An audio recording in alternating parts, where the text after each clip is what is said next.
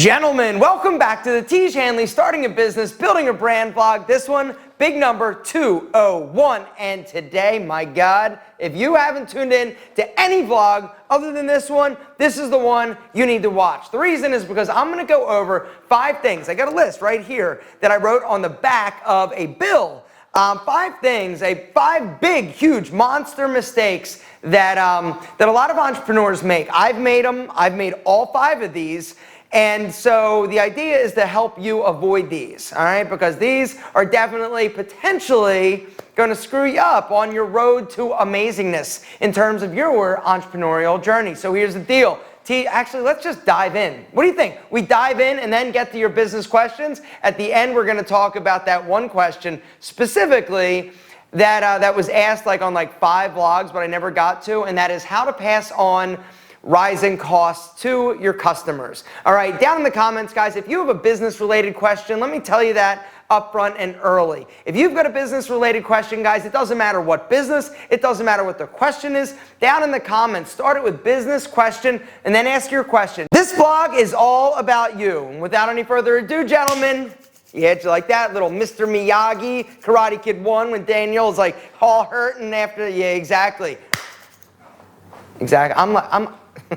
For those of you who don't know exactly what I'm talking about, at the end of the Karate Kid 1, which is one of the most amazing movies ever, I wanted to be Ralph Macchio. That movie's the reason why I took Okinawan karate. And then I stopped after I entered a tournament and this really big girl actually beat me. I was a little kid. Anyway, she was a big woman. Back then, she was probably 5'2", but she outweighed me by probably 40 pounds, and she kicked my ass in a tournament. That was the only tournament I did, and I realized that karate was definitely not for me. I was a wrestler, and I did okay with that. Anyway, what the hell am I talking about? Karate Kid, at the end, when he's in that tournament, right? Ralph Macchio gets kicked in the knee by that mean old Cobra Kai guy, right? And he goes down, and he's like, I can't do it. He's limping around, and Mr. Miyagi's like, oh no. Not on my watch, and he heats up his hands, he grabs his little knee, and then Ralph Macchio does the crane and beats his ass, right? What a great movie. If you haven't seen it, I highly recommend it. So today, I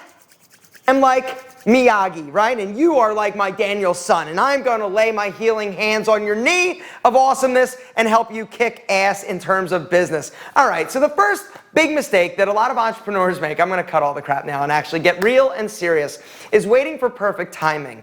Timing is one of those things. A lot of entrepreneurs get into the mindset of they need everything to be perfect in order for them to move forward. They need all of this, they need all of that, they need a little bit of this, and definitely some of that in order to all align. The planets, the stars, everything needs to align, that didn't align for them to actually move forward. The truth is, guys, perfect timing, it is never, ever, ever, ever, ever going to happen. You will always have people in your life that are saying, no, you probably shouldn't. You will always have reasons. You will have that little voice in the back of your head saying, don't do it, Jimmy. Don't do it because you've got this, you've got that. Now, this doesn't mean to be careless and just quit your job and be like, I'm going to start a business.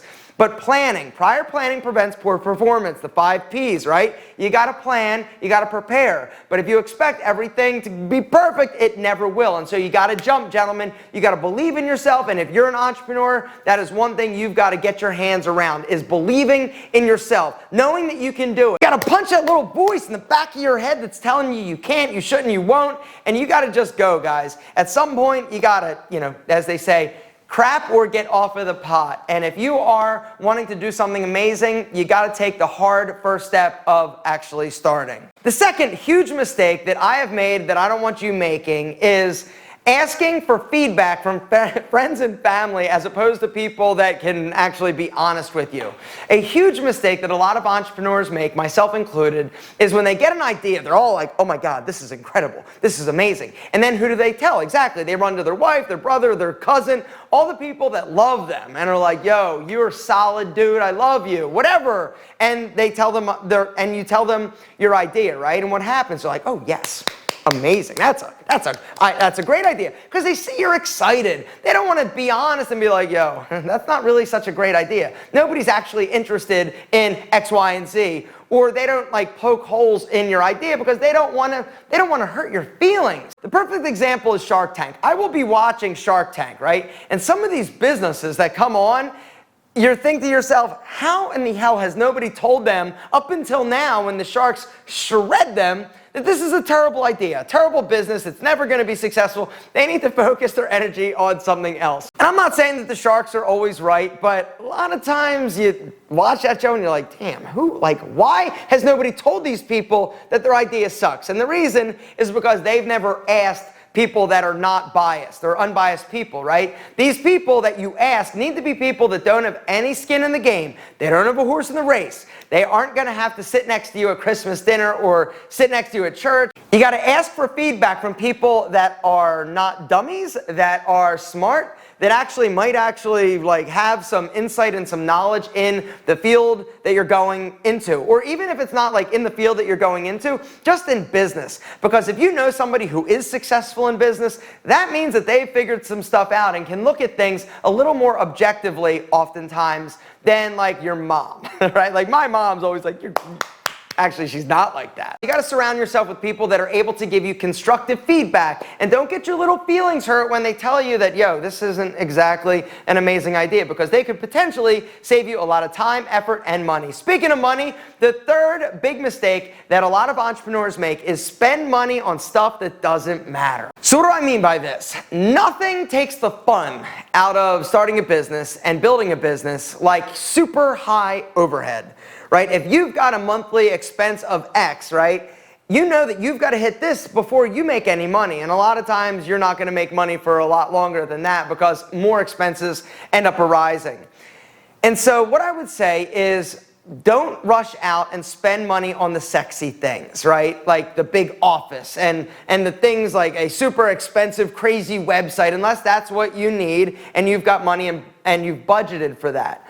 But I would say in the beginning, you want to try and keep your expenses as low as possible. Keep those expenses and overhead as low as possible, because if it starts to escalate and you don't have the revenue or the money coming in, like that can kill you right there. If your overhead like far outweighs the amount of revenue, or it takes longer to grow your business than you expect. Another mistake that I'm going to pull into this third mistake tip is, don't be overly optimistic. I would say err on the side of caution when it comes to your projections and what you think you're going to make. Because oftentimes, I think a lot of entrepreneurs get into the mindset of, oh, this is going to be crazy successful, like immediately. Because nobody goes into a business thinking it might take me like 2 extra years to do this, or it's going to be harder than I think. Everybody is typically like pretty optimistic. Like, I know this is going to be successful, because if you truly knew how hard oftentimes it was going to be, a lot of times people aren't ready for that and you wouldn't even start. But once you're in it, you're like, I'm here now, I got to keep going. And so keep your overhead as low as possible. Don't spend money on stuff that doesn't matter. The fourth mistake a lot of entrepreneurs make is not listening to feedback from their customers. They're like, no, I'm right, you're wrong. I don't want to hear it. Right? That is something in every business I have had to deal with, including Tiege Hanley. We think that we know, and you think that you know how it should be. You think you know how the customer is going to use your products, or they're going to, do whatever you're selling or whatever you're doing.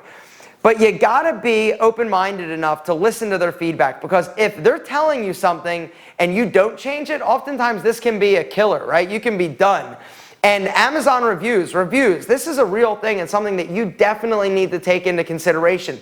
And if you want to be the best business possible, you want to make sure that you are appealing to who? Exactly, customers. They are the ones that are spending their hard-earned money. They are the ones using your product and telling their friends about you and your amazing service. But if you don't listen and you stay too steadfast in what you believe or what you think, or the way that you think they should use or handle your products, or they're wrong, If enough people tell you that you're wrong, guys, you need to adopt, you need to change, you need to be flexible enough in order to to change, because if you don't, you could definitely just kill your business when you could have an amazing product or service if you just tweak a few little things. So listen to your customers. And last but certainly not least, the fifth mistake that a lot of entrepreneurs make is they fail to evolve. Their business doesn't evolve. They might reach a certain level of success and they're like, yo, this is awesome. I'm gonna hang out here. I'm telling you, if you are not working and pushing yourself creatively, professionally, from a business perspective, from a product innovation perspective, you will eventually not go like this. You'll start to flatten out and then you'll start to go down. You've got to constantly be evolving as a company and as a business and as an entrepreneur. This might mean hiring people that have fresh ideas. This might mean looking for other opportunities in your niche or a little bit out of your niche. You've just got to be willing to look outside of your current situation, even if you're successful, because eventually you won't be successful anymore. You've got to innovate. You've got to get after it, gentlemen. And if you do these 5 things, you're guaranteed success. I'm just kidding. It's not a guarantee of success, but it's definitely going to help you. And so down in the comments, guys, if you have a tip or a mistake that you think a lot of entrepreneurs make, please let us know. Let's start a list, because maybe we'll do another video or we'll add, to this list. These are the first 5. So if you got more down in the comments, a mistake that entrepreneurs make, list it down below along with your business question. Speaking of business questions, let's get to the one that I wanted to talk about today. All right, I don't know what's with me slapping and rubbing. Anyway, King RBN says, how do you pass on rising costs to a customer? He runs a small store. It's a side hustle on an online platform. He sells USA-made pomades and a few other shaving accessories. Recently, his local dollar has become weaker, so it's getting more expensive. Shipping's getting more expensive. His question is, how do you raise prices without losing sales? Should I even risk raising the price? Thanks, bro. So this is really a great question and something that you're going to have to face. If you make anything, whether or not, if you sell anything other than like an e-product, you are going to at some point have rising costs, whether or not that's shipping or your dollar is going to get weaker. And it really is something that you need to figure out. Like, what is the sweet spot? Because it is going to cut into your margin. Now, the first thing I will say to you is you need to make sure that when you are selling a product that you have enough buffer. You've got enough margin in the cost of the product, and be realistic in that when you're setting the price. Because a lot of times we fall into the trap of, if I'm just a little bit cheaper than the other guy, they're going to buy mine, I'm going to make more, and I'm going to do. And that might not be the best strategy. I think the first tip I would give you is be realistic with your price, like right away. And given the fact that this gentleman is selling products that he's importing, there are a lot more sort of like variables that you need to take into consideration when it comes to setting your prices, in the beginning.